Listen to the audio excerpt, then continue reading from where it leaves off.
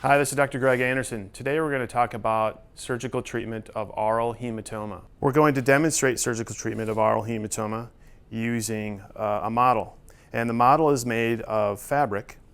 And on one side of the model we have some fabric with what looks like hair on it, and that's to represent the convex side of the pinna.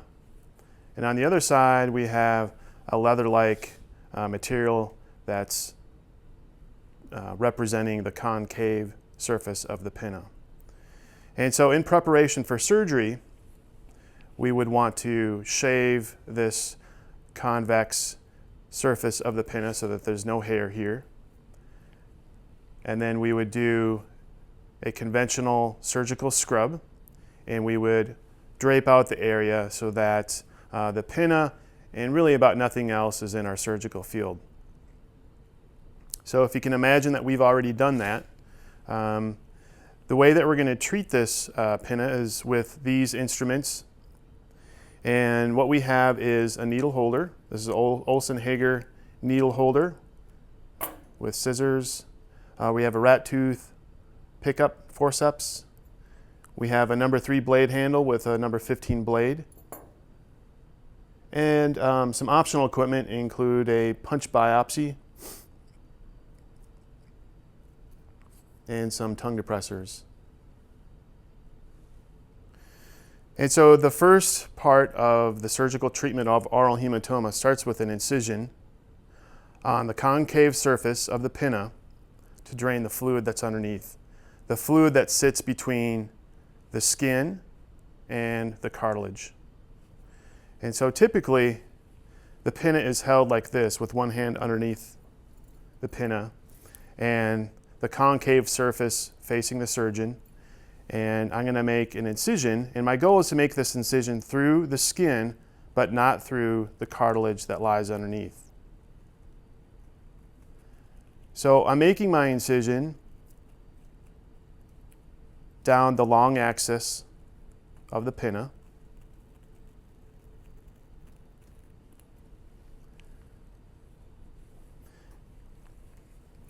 And as soon as this opens up, fluid, serosanguinous fluid, is going to come spilling out. And if you place your hand in here, you're going to feel dead space between the skin and the cartilage. Okay? And that's where the fluid has been collecting. So as soon as you do that, your surgical field is filled with that serosanguinous fluid. If you're suspicious that the area might be infected, now would be the time to collect a sample for culture and sensitivity. I'm making my incision fairly long here. And the next step would be to rinse out this space between the skin and the cartilage. Some people will make this incision curved a little bit, with the idea that a curved incision, as it heals by second intention, will result in less contraction. Whether or not that's actually true remains to be seen.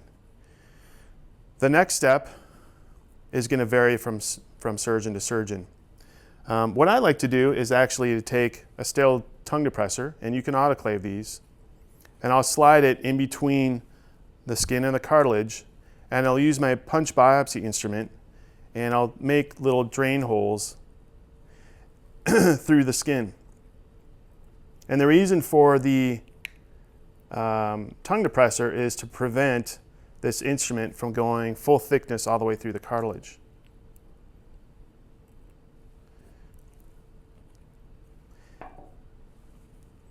And so the way that you make these holes is this punch biopsy instrument is a metal cylinder with a sharp edge, and you basically just twist down and oscillate back and forth until you're through the tissue that you want to cut. Again, this takes a little bit more effort than it would in a real patient. And so using the punch biopsy, actually this becomes a fairly quick process.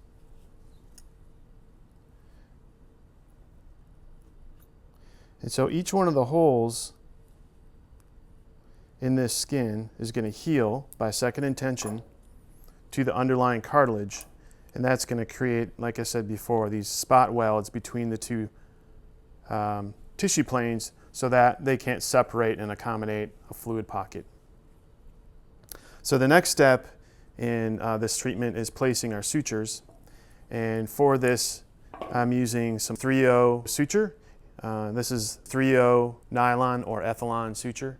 You can use really a wide variety of sutures. I like the monofilament because it has a low tissue drag, and this is a non-absorbable suture, so this will need to be removed. And I like to keep the sutures in for about 3 to 4 weeks, actually, so longer than you typically would for other types of incisions. So now my goal is to suture the skin to the underlying cartilage. And I do that by taking small bites through the skin and into the cartilage.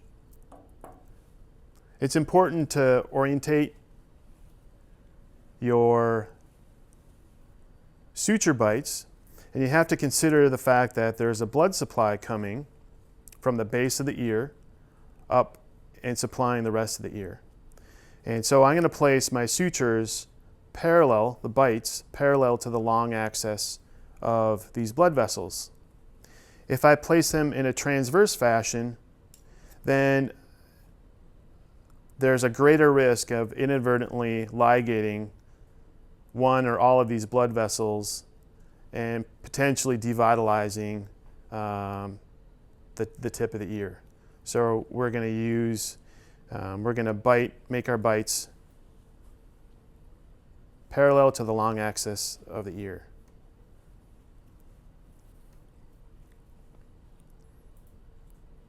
And they don't necessarily need to be at the skin edge, they can. And as I bite, one thing I might want to do is to check and make sure that I didn't go all the way through.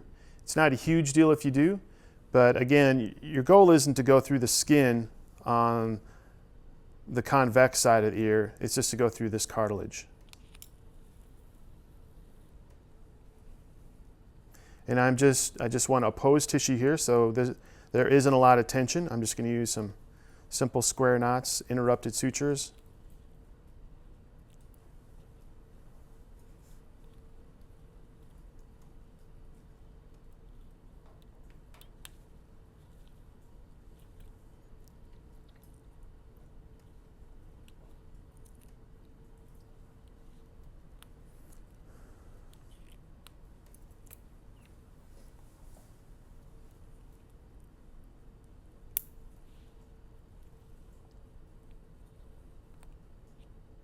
You can go through one of these punch holes.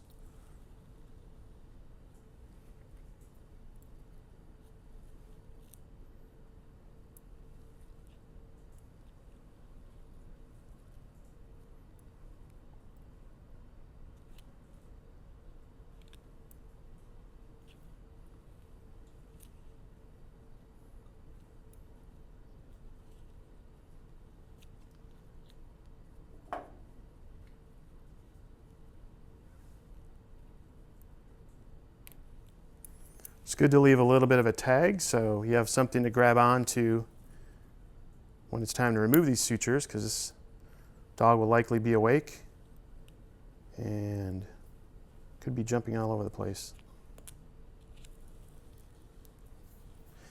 And this process, it takes a while because you don't want to skimp on the number of sutures that you use, because these sutures are trying to reduce or eliminate the amount of dead space or potential space between the skin and the cartilage.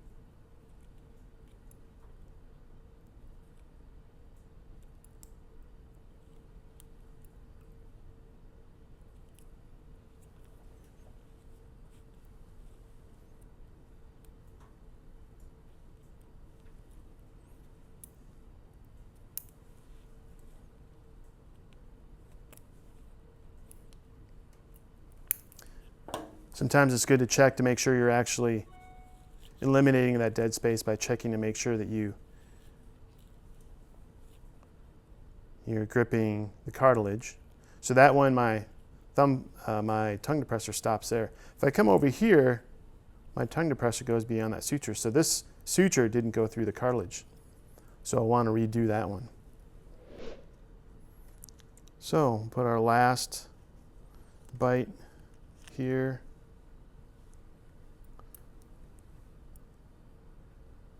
Could probably get away with less suturing, but I think the more sutures you place, the less likely you're going to have reoccurrence. So draining is the easy part. Getting it to not reoccur is the hard part. And for me, this technique,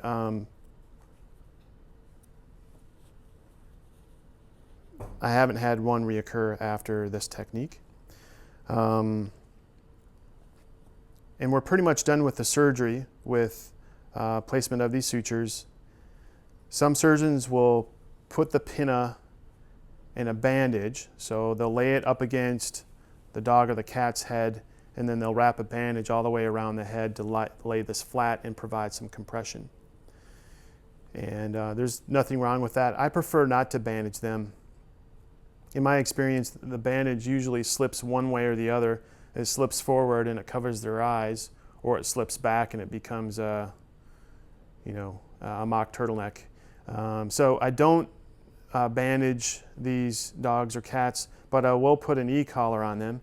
And the e-collar only has to go just beyond the pinnas of the ear so that they can't scratch it. So it doesn't have to be as long as a conventional e-collar. And again, the purpose of the suture is to hold the two tissue planes intact, eliminate dead space. You'll notice that there aren't any sutures right at the cut edge of our long incision here, and that's done intentional. This is to make sure that this stays open so it drains, and it's sort of the last tissue to heal, but it will go ahead and heal.